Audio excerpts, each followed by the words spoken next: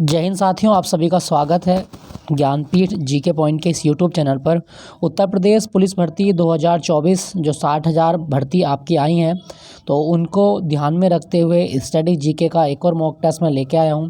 Mock test संख्या 13 है। इससे पहले 12 मॉक टेस्ट मैंने अपलोड कर दिए हैं, तो आप उनको वहां से देखिएगा, आपको बहुत कुछ नॉलेज जानने को मिलेगी। तो ये जो आज का मॉक टेस्ट है, इसमें मैंने सारे प्रीवियस क्वेश्चन मैंने रिपीट कराए हैं, जो कि मैंने पढ़ा दिए हैं वो सारे आपका, ताकि अच्छे से रिवीजन हो सके। पहला प्रश्न बात करेंगे आपकी स्क्रीन पर, नए साल का नया दिन, और ये आज दूसरी क्लास है। एक सुबह क्लास अपलोड की थी और एक ये हो गई। तो नई उम्मीदों के साथ हम इस क्लास को शुरू करते हैं। पहला प्रश्न आपके स्क्रीन पर क्या कहता है? भारतीय संविधान में स्वतंत्रता, समानता एवं बंधुता का सिद्धांत कहाँ से लिया गया है? दोस्तों, हमारे संविधान की प्रस्तावना में ये तीनों शब्द हैं, स्वतंत्रता, समानता और बंधुता। ये जो कॉन्सेप्ट है, ये जो प्रावधान है, ये कहाँ से लिया गया? आपके ऑप्शन है फ्रांस, आयरलैंड, अमेरिका और यूनाइटेड किंगडम। सही जवाब होगा आपका ऑप्शन ए, फ्रांस। फ्रांस की क्रांति का नारा था स्वतंत्रता, समानता और बंधुता, तो फ्रांस से लिया गया है ये जो इन तीनों शब्द का प्रावधान। ठीक है दोस्तों, एक चीज़ याद रखना, फ्रांस के बारे में बात करें तो दुनिया में सबसे पहले जो जीएसटी बनाया था ना, वो कौन से देश ने बनाया था? तो जीएसटी को लागू करने वाला पहला देश कौन था दुनिया में? फ्रांस। और दुनिया में सबसे ज़्यादा टाइम जोन किस देश में आते हैं? तो ये भी आप याद रखना, दुनिया में सबसे ज़्यादा टाइम जोन भी फ्रांस में आते हैं। क्लियर दोस्तों, ये भी आप याद रखें। यहाँ पर लिखा गया आपके ऑप्शन में आयरलैंड। दोस्तों, हमने आयरलैंड के संविधान से क्या लिया है? राष्ट्रपति के चुनाव की विधि ली है। राष्ट्रपति चुनाव की विधि किस देश के संविधान से ली गई है? तो आप याद रखिएगा, आयरलैंड के संविधान से राष्ट्रपति चुनाव की विधि ली गई है। साथ साथ डीपीएसपी का कॉन्सेप्ट भी हमने कहाँ से लिया? आयरलैंड के संविधान से लिया है। डीपीएसपी मतलब direct principle of state policy, ये भी आपको याद रखना है। क्लियर दोस्तों, यहाँ पे लिखा गया यूनाइटेड किंगडम। अगर आपसे पूछा जाए कि दोहरी संसदीय व्यवस्था हमने कहाँ से ली है? भारत में संसद के 2 सदन होते हैं, तो दोहरी संसदीय प्रक्रिया ये हमने यूनाइटेड किंगडम के संविधान से ली है। क्लियर दोस्तों, तो भारतीय संविधान में स्वतंत्रता, समानता, बंधुता फ्रांस के संविधान से लिया गया है, तो ये आप याद रखिएगा। नेक्स्ट प्रश्न की ओर चलते हैं। अगला प्रश्न आपके स्क्रीन पर क्या कहता है? अनब्रेकेबल किसकी आत्मकथा है? दोस्तों, अनब्रेकेबल किसकी आत्मकथा है? आपके ऑप्शन है साइना नेहवाल, मैरी कॉम, मिताली राज या सानिया मिर्जा। दोस्तों, अनब्रेकेबल जो आत्मकथा है ना, वो किसकी है? सही जवाब होगा आपका ऑप्शन बी, मैरी कॉम की आत्मकथा है। मैरी कॉम की आत्मकथा है अनब्रेकेबल। अच्छा, मिताली राज की आत्मकथा क्या है? अनगार्डेड। मिताली राज की आत्मकथा है अनगार्डेड। और सानिया मिर्जा की आत्मकथा है एस अगेन ओट्स। क्लियर दोस्तों, और साइना नेहवाल की है प्लेइंग टू विन। ये भी आप याद रखिएगा, playing to win, Saina Nehwal की आत्मकथा। तो ये तीनों आपको आत्मकथा याद रखनी है। चौथी आपकी अनब्रेकेबल, मैरी कॉम की आत्मकथा है। क्लियर, ऑप्शन बी इसका सही जवाब है। नेक्स्ट प्रश्न की ओर चलते हैं। आपके स्क्रीन पर क्या कहा गया? भारत ने अपना पहला परमाणु परीक्षण कब किया था? दोस्तों, भारत ने अपना पहला परमाणु परीक्षण कब किया था? आपके ऑप्शन है 11 मई 1998, 14 सितंबर 1949, 18 मई 1974 या 26 नवंबर 1949। दोस्तों, आपका सही जवाब होगा 18 मई 1974, ऑप्शन सी। भारत ने जो अपना पहला परमाणु परीक्षण किया था, वो कहाँ पर किया था? पोखरण में किया था। पोखरण राजस्थान में है, जैसलमेर ज़िले में। और इस ऑपरेशन का नाम क्या था? स्माइलिंग बुद्ध। भारत का पहला परमाणु परीक्षण 1974 में हुआ और इसका कोड नाम क्या था? स्माइलिंग बुद्ध। आप याद रखिएगा दोस्तों, इंपॉर्टेंट है, पूछा जाता है। क्लियर दोस्तों, चलिए अगले प्रश्न की ओर चलते हैं। अच्छा, अब यहाँ पे लिखा गया आपका 14 सितंबर 1949। क्या आपको पता है कि 14 सितंबर 1949 को हिंदी भारत की राजभाषा बनी थी? संविधान सभा ने हिंदी को राजभाषा के रूप में कब अपनाया था? तो 14 सितंबर 1949। क्लियर, आपसे पूछा गया था पहला परमाणु परीक्षण 18 मई 1974, इंदिरा गांधी की सरकार के दौरान यह परमाणु परीक्षण हुआ था, तो ये भी आपको याद रखना है। नेक्स्ट प्रश्न है आपका, अंतर्राष्ट्रीय मातृभाषा दिवस किस तिथि को मनाया जाता है? अंतर्राष्ट्रीय मातृभाषा दिवस, तो सही जवाब होगा आपका ऑप्शन सी, 21 फरवरी। हर साल 21 फरवरी को अंतर्राष्ट्रीय मातृभाषा दिवस मनाया जाता है, तो ये भी आप याद रखिएगा। ठीक है दोस्तों। अच्छा, 22 मार्च को क्या होता है? जल दिवस होता है। तो विश्व जल दिवस कब होता है? 22 मार्च। विश्व जल दिवस 22 मार्च। क्लियर। नेक्स्ट प्रश्न की ओर चलते हैं। अगला प्रश्न आपके स्क्रीन पर, संयुक्त राष्ट्र पर्यावरण कार्यक्रम का मुख्यालय किस शहर में है? दोस्तों, संयुक्त राष्ट्र पर्यावरण कार्यक्रम का मुख्यालय कहाँ पर है? आपका सही जवाब होगा आपका ऑप्शन डी, नैरोबी। केन्या की राजधानी नैरोबी है और यहाँ पे संयुक्त राष्ट्र पर्यावरण कार्यक्रम का मुख्यालय है। ठीक है दोस्तों। अच्छा, जकार्ता, यहाँ पे लिखा गया जकार्ता। आसियान का मुख्यालय कहाँ पर है? तो जकार्ता में है आसियान का मुख्यालय, ऑप्शन बी जकार्ता है। ठीक है। अच्छा, ग्लैंड में क्या है? IUCN का मुख्यालय, IUCN जो रेड डाटा बुक पब्लिश करता है, ग्लैंड में है इसका मुख्यालय। आपसे पूछा गया था संयुक्त राष्ट्र पर्यावरण कार्यक्रम, तो नैरोबी इसका सही जवाब है, ऑप्शन डी। नेक्स्ट प्रश्न की ओर चलते हैं। अगला प्रश्न, श्रीलंका का राष्ट्रीय खेल कौन सा है? दोस्तों, श्रीलंका का राष्ट्रीय खेल है आपका ऑप्शन डी, वॉलीबॉल। श्रीलंका का राष्ट्रीय खेल है वॉलीबॉल, तो ये भी आप याद रखना। श्रीलंका के साथ साथ नेपाल का राष्ट्रीय खेल भी वॉलीबॉल है।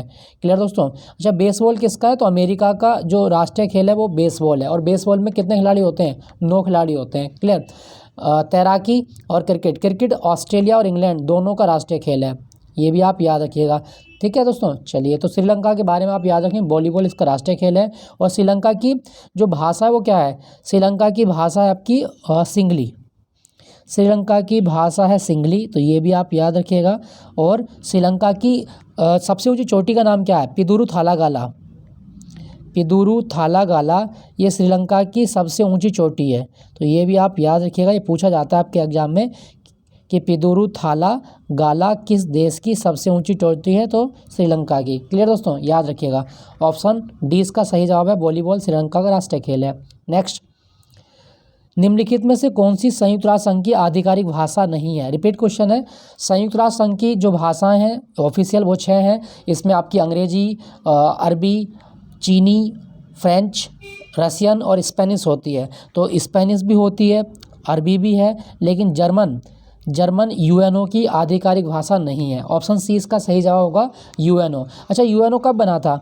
यूएनओ बना था 24 अक्टूबर 1945 को, 24 अक्टूबर 1945। क्लियर, याद रखिएगा। नेक्स्ट प्रश्न की ओर चलते हैं। अगला प्रश्न आपकी स्क्रीन पर, उत्तर प्रदेश का राजकीय पशु क्या है? उत्तर प्रदेश का राजकीय पशु एक लॉल क्वेश्चन है, आप सभी बता सकते हैं। ऑप्शन डी इसका सही जवाब है आपका, ऑप्शन डी, बारहसिंगा। उत्तर प्रदेश का राजकीय पशु है बारहसिंगा। और यूपी का पक्षी क्या है? सारस। उत्तर प्रदेश का राजकीय पक्षी सारस। और उत्तर प्रदेश का राजकीय वृक्ष क्या है? अशोक। उत्तर प्रदेश का राजकीय वृक्ष अशोक है और उत्तर प्रदेश का राजकीय पशु बारहसिंगा है। क्लियर। नेक्स्ट प्रश्न की ओर चलते हैं। अगला प्रश्न आपकी स्क्रीन पर, मोसाद किस देश की खुफिया एजेंसी है? मोसाद किस देश की खुफिया एजेंसी है? सही जवाब क्या होगा आपका? ऑप्शन बी तो बिल्कुल भी नहीं है, अमेरिका बिल्कुल भी इसका सही जवाब नहीं है। इसका सही जवाब है आपका ऑप्शन डी, इजराइल की खुफिया एजेंसी का नाम है मोसाद। क्लियर दोस्तों, याद रखिएगा इजराइल। अच्छा, जर्मनी की इजराइल के बारे में बात करें तो इजराइल की संसद को क्या बोलते हैं? नेसेट इजराइल की संसद का नाम है। क्लियर दोस्तों, याद रखिएगा। रूस को आप जानते हैं, ठीक है, इसकी राजधानी है मॉस्को और मुद्रा है रूबल। आपसे पूछा गया था मोसाद किस देश की खुफिया एजेंसी है? ऑप्शन डी, इजराइल की है। नेक्स्ट प्रश्न की ओर चलते हैं। अगला प्रश्न आपकी स्क्रीन पर, भारतीय भाषा अनुसंधान संस्थान किस शहर में है? तो भारतीय भाषा अनुसंधान संस्थान आपके ऑप्शन है चेन्नई, हैदराबाद, मुंबई या मैसूर। सही जवाब होगा आपका ऑप्शन डी, मैसूर में है भारतीय भाषा अनुसंधान संस्थान। मैसूर जो है वो कर्नाटक में है और ये भारत में चंदन का शहर किसको बोला जाता है? तो चंदन का शहर मैसूर को कहा जाता है। क्लियर दोस्तों, तो भारतीय भाषा अनुसंधान संस्थान मैसूर। अच्छा, यहाँ पे एक चीज़ और याद रखिएगा, हैदराबाद लिखा गया है। अगर आपके एग्जाम में आए कि भारत में राष्ट्रीय ग्रामीण विकास संस्थान कहाँ पर है, तो राष्ट्रीय ग्रामीण विकास संस्थान आपका हैदराबाद में है। राष्ट्रीय ग्रामीण विकास संस्थान हैदराबाद। क्लियर, याद रखिएगा, इंपॉर्टेंट है, पूछा जाता है। नेक्स्ट प्रश्न की ओर चलते हैं। अगला प्रश्न आपकी स्क्रीन पर, एमनेस्टी इंटरनेशनल का मुख्यालय कहाँ पर है? पुलिस वाले इसको स्टार मार्क कीजिएगा, नोट कीजिएगा। एमनेस्टी इंटरनेशनल का मुख्यालय संभावित रहेगा इस बार। तो एमनेस्टी इंटरनेशनल एक संस्था है जो मानव अधिकार के लिए कार्य करती है और इसका मुख्यालय कहाँ पर है? ऑप्शन बी इसका बिल्कुल सही जवाब है, ऑप्शन बी, लंदन में है एमनेस्टी इंटरनेशनल। ठीक है दोस्तों, याद रखिएगा। लंदन कौन सी नदी के किनारे? टेम्स। लंदन की गंगा इस नदी को कहा जाता है, तो टेम्स नदी लंदन में बहती है। और एमनेस्टी इंटरनेशनल मानव अधिकारों से संबंधित एक संस्था है। क्लियर, याद रखिएगा। अच्छा, न्यूयॉर्क में किसका मुख्यालय है? तो न्यूयॉर्क में यूएनओ का मुख्यालय है। और दूसरा यूनिसेफ का मुख्यालय न्यूयॉर्क में है। यूनिसेफ ये भी आप याद रखिएगा। क्लियर। यहाँ पे लिखा गया है Rome, FAO food and agriculture organization का मुख्यालय कहाँ पर है? रोम में है। क्लियर, याद रखिएगा। नेक्स्ट प्रश्न की ओर चलते हैं। अगला प्रश्न आपकी स्क्रीन पर, सरदार वल्लभ भाई पटेल राष्ट्रीय पुलिस अकादमी किस शहर में है? आपके ऑप्शन है हैदराबाद, देहरादून, मुंबई या मैसूर। सही जवाब होगा आपका ऑप्शन बी, हैदराबाद में है राष्ट्रीय पुलिस अकादमी। सरदार वल्लभ भाई पटेल के नाम पर ये बनाई गई है। और भारत में जो IPS की ट्रेनिंग होती है वो होती है आपकी हैदराबाद में। इसी अकादमी में IPS जो होते हैं उनकी ट्रेनिंग होती है, ये आप याद रखिएगा। क्लियर दोस्तों। क्या आपको पता है कि हैदराबाद कौन सी नदी के किनारे है? मूसी नदी कृष्णा नदी की सहायक है। और यहाँ पर पर्ल सिटी के नाम से प्रसिद्ध हैदराबाद शहर बसा हुआ है। पर्ल सिटी मतलब मोतियों का शहर। किसे कहा जाता है? हैदराबाद को कहा जाता है। चार मीनार की नगरी हैदराबाद को कहा जाता है। भारत का कोहिनूर भी हैदराबाद को कहा जाता है। याद रखिएगा, बिरयानी सिटी के नाम से भी फेमस है हैदराबाद। और यहाँ पे एक झील भी है, हुसैन सागर और निजाम सागर झील, दोनों पूछी जाती हैं, हैदराबाद में स्थित है। ऑपरेशन पोलो याद रखिएगा, हैदराबाद के बारे में 1948 में चलाया गया था ऑपरेशन पोलो। क्लियर, याद रखेंगे। तो सरदार वल्लभ भाई पटेल पुलिस अकादमी कहाँ पर है? हैदराबाद, इसका सही जवाब है। अच्छा, अगर क्वेश्चन आए इंडियन मिलिट्री अकादमी कहाँ पर है? IMA इंडियन मिलिट्री अकादमी वो देहरादून में है। कभी आप कंफ्यूज हो, इंडियन मिलिट्री अकादमी देहरादून और राष्ट्रीय पुलिस अकादमी हैदराबाद में स्थित है। नेक्स्ट प्रश्न की ओर चलते हैं। अगला प्रश्न आपकी स्क्रीन पर, अयोध्या के श्री राम मंदिर के वास्तुकार कौन है? दोस्तों 22 जनवरी को दीपोत्सव भी रखा गया है भगवान राम की प्रतिमा स्थापित करने के उपलक्ष्य पर। तो राम मंदिर के मुख्य वास्तुकार कौन है? ऑप्शन बी इसका सही जवाब है, चंद्रकांत सोमपुरा। ऑप्शन बी चंद्रकांत सोमपुरा इसका सही जवाब होगा, याद रखिएगा। नेक्स्ट प्रश्न की ओर चलते हैं। भारतीय संविधान का कौन सा अनुच्छेद समान न्याय और निःशुल्क कानूनी सहायता से संबंधित है?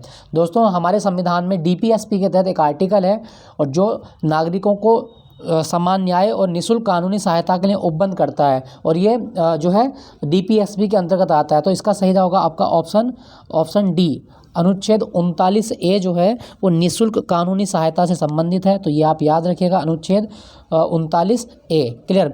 अनुच्छेद 48A किससे संबंधित है? पर्यावरण, वन और वन्य जीवों की रक्षा से संबंधित है। ठीक है। अनुच्छेद 43A के तहत ही मनरेगा शुरू किया गया है। मतलब ये लोगों को रोजगार देने की बात करता है। मनरेगा इसी आर्टिकल के तहत शुरू की गई एक स्कीम है। क्लियर दोस्तों, याद रखिएगा। अंतर्राष्ट्रीय 51A में क्या है? तो मौलिक कर्तव्य है। आर्टिकल 41A में मौलिक कर्तव्य लिखे गए हैं। तो ये आप याद रखिएगा, मौलिक कर्तव्य आर्टिकल 51A में लिखे जाते हैं। निःशुल्क कानूनी सहायता 39A में दी गई है। नेक्स्ट प्रश्न की ओर चलते हैं। अगला प्रश्न आपकी स्क्रीन पर, भारतीय संविधान का कौन सा अनुच्छेद राज्यपाल की अध्यादेश बनाने की शक्ति का प्रावधान करता है? तो भारतीय संविधान का कौन सा आर्टिकल है जो राज्यपाल को ये पावर देता है कि वो अपनी ऑर्डिनेंस पावर जारी कर सकता है? तो आप याद रखिएगा, अनुच्छेद 123 इसका बिल्कुल गलत जवाब होगा। ठीक है, इसका सही जवाब होगा आपका आर्टिकल 213। आर्टिकल 213 में ये प्रावधान है कि जो राज्यपाल है वो अपना अध्यादेश जारी कर सकता है। तो ये ऑप्शन डी इसका सही जवाब है, आर्टिकल 213। और राज्यपाल का अध्यादेश 6 महीने तक लागू होता है। एक बार अनुमोदन मिलने पर ये 6 महीने तक लागू होगा, उसके बाद ये 6 महीने के बाद स्वतः ही समाप्त हो जाता है। क्लियर दोस्तों, याद रखिएगा। दोस्तों आपको पता है कि राज्यपाल जो है वो राज्य का प्रथम नागरिक है और राज्यपाल बनने की न्यूनतम आयु 35 वर्ष होती है। याद रखिएगा दोस्तों, इंपॉर्टेंट है, पूछा जाता है आपके एग्जाम में। ठीक है, याद रखें। नेक्स्ट प्रश्न है आपका, भारतीय संविधान में कानून के शासन की अवधारणा किस देश के संविधान से ली गई है? दोस्तों कानून के शासन की अवधारणा कहाँ से ली गई? आपके ऑप्शन है अमेरिका, यूनाइटेड किंगडम, जर्मनी या फ्रांस। सही जवाब होगा आपका ऑप्शन बी, यूनाइटेड किंगडम से लिया गया है कानून के शासन की अवधारणा। और साथ साथ क्या लिया हमने? एकल नागरिकता का प्रावधान लिया है। एकल नागरिकता का प्रावधान कहाँ से लिया गया? तो यूनाइटेड किंगडम से ही लिया गया है। यूनाइटेड किंगडम से ही लिया गया एकल नागरिकता। क्लियर दोस्तों, याद रखिएगा। अच्छा, यहाँ पे लिखा गया है जर्मनी। क्या आपको पता है कि जर्मनी की संसद का नाम क्या है? बुंडसटैग। जर्मनी की संसद को बुंडसटैग कहा जाता है। याद रखना, इंपॉर्टेंट है, पूछा जाएगा आपके एग्जाम में। तो बुंडसटैग इसका सही जवाब है। नेक्स्ट है आपका अगला प्रश्न, थॉमस कप किस खेल से संबंधित है? थॉमस कप के बारे में बताना है कि किस खेल में खेला जाता है। सही जवाब क्या होगा दोस्तों? आपका ऑप्शन बी इसका बिल्कुल सही जवाब है, बैडमिंटन। बैडमिंटन में खेला जाता है थॉमस कप। और थॉमस कप के अतिरिक्त आपको याद रखना उबेर कप। उबेर कप का संबंध किससे है? तो उबेर कप भी बैडमिंटन के लिए होता है, लेकिन ये फीमेल्स के लिए होता है। टेनिस के लिए कौन सा होता है? Davis cup. Davis cup tennis के लिए। क्लियर दोस्तों, याद रखिएगा। नेक्स्ट प्रश्न की ओर चलते हैं। अगला प्रश्न आपकी स्क्रीन पर, पुस्तक इंडिया विंस फ्रीडम किसने लिखी है? इंडिया विंस फ्रीडम पुस्तक के लेखक कौन है? आपका सही जवाब होगा ऑप्शन सी मौलाना अबुल कलाम आज़ाद इसका सही जवाब है। मौलाना अबुल कलाम आज़ाद भारत के पहले शिक्षा मंत्री थे और 11 नवंबर को भारत में शिक्षा दिवस मनाया जाता है। नेशनल एजुकेशन डे कब मनाया जाता है? तो जवाब होगा 11 नवंबर को मनाया जाता है। नेशनल एजुकेशन डे 11 नवंबर, ठीक है, याद रखिएगा दोस्तों, पूछा जाता है। दादा भाई नौरोजी की बात करें तो poverty and un British rule in India, इनके द्वारा एक किताब लिखी गई है, ठीक है। बाल गंगाधर तिलक की एक किताब है गीता रहस्य, और दूसरी कौन सी है? द ओरियन किसके द्वारा लिखी गई किताब है? बाल गंगाधर तिलक। और लाल लाजपत राय ने कौन सी लिखी है? The unhappy India. The unhappy India पुस्तक के लेखक कौन हैं? लाला लाजपत राय हैं। क्लियर, याद रखिएगा। नेक्स्ट प्रश्न की ओर चलते हैं। तो India wins freedom Maulana Abul Kalam Azad. Next प्रश्न आपकी स्क्रीन पर क्या कहा गया? अयोध्या शहर किस नदी के तट पर बसा है? एक हल्का सा क्वेश्चन, बिल्कुल आलिया भट्ट इसको बता सकती है, तो इसका सही जवाब क्या होगा? ऑप्शन सी सरयू नदी के तट पर बसा है अयोध्या शहर। क्लियर, याद रखिएगा। नेक्स्ट प्रश्न है आपका अगला प्रश्न, मोजाम्बिक देश की मुद्रा क्या है? मोजाम्बिक देश की मुद्रा बोलीवर, फॉरिन, टका या मेटिकल? तो सही जवाब होगा आपका ऑप्शन डी मेटिकल। मेटिकल इसका सही जवाब है, याद रखिएगा। आपसे पूछा जाए मोजाम्बिक देश की मुद्रा है मेटिकल। क्लियर,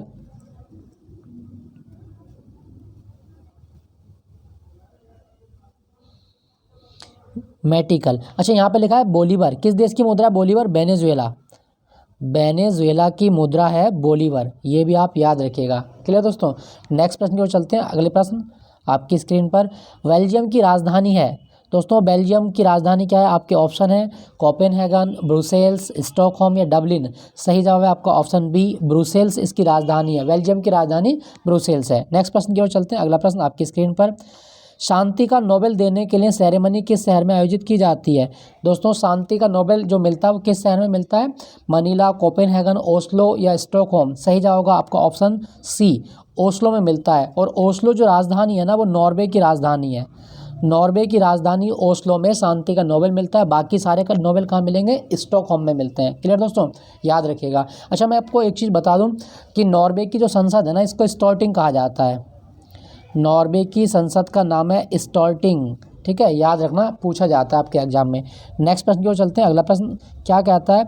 विश्व बास्केटबॉल दिवस किस तिथि को मनाया जाता है? दोस्तों, विश्व बास्केटबॉल दिवस जो होता है हर साल 21 दिसंबर को मनाया जाता है। ये अभी नया दिवस है, तो आप इसको याद रखिएगा, विश्व बास्केटबॉल दिवस 21 दिसंबर। क्लियर। नेक्स्ट प्रश्न की ओर चलते हैं। अगला प्रश्न आपकी स्क्रीन पर क्या कहता है?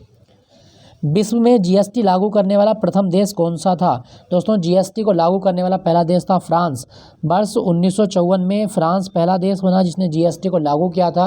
दोस्तों, भारत में जीएसटी कब लागू हुआ था? 1 जुलाई 2017 को जीएसटी लागू हुआ। और भारत में जो जीएसटी है ना, इसके 4 कंपोनेंट होते हैं। सीजीएसटी होता है, एसजीएसटी होता है, यूटीजीएसटी होता है और आईजीएसटी होता है। ये आप याद रखिएगा। और जीएसटी के लिए कौन सा अमेंडमेंट था? वो था 101 101वां संविधान संशोधन अधिनियम था जीएसटी के लिए। क्लियर, याद रखिएगा। नेक्स्ट प्रश्न है आपका, माई लैंड माई पीपल किसकी आत्मकथा है? दोस्तों, माई लैंड माई पीपल जो आत्मकथा है, ये आपको बताना है किसकी है। आपके ऑप्शन है डॉक्टर BR अम्बेडकर, दलाई लामा और कैलाश सत्यार्थी। तो इसका सही जवाब होगा दलाई लामा की आत्मकथा का नाम है my land my people. My land my people Dalai Lama की आत्मकथा है, ये आप याद रखिएगा। ठीक है दोस्तों, क्वेश्चन पूछा जाता है। और दलाई लामा की एक आत्मकथा और है, freedom in exile. Freedom in exile, freedom in exile Dalai Lama की आत्मकथा, ये भी आप याद रखिएगा। नेक्स्ट आपका अगला प्रश्न, गिनी देश की राजधानी क्या है? गिनी अफ्रीका महाद्वीप के पश्चिमी तट पर एक देश है और ये अटलांटिक ओशन से अपनी सीमा साझा करता है। गिनी की राजधानी है कोनाक्री। ऑप्शन डी बिल्कुल सही जवाब है, ऑप्शन डी कोनाक्री। अच्छा, सैन जोस किसकी है? Costa Rica.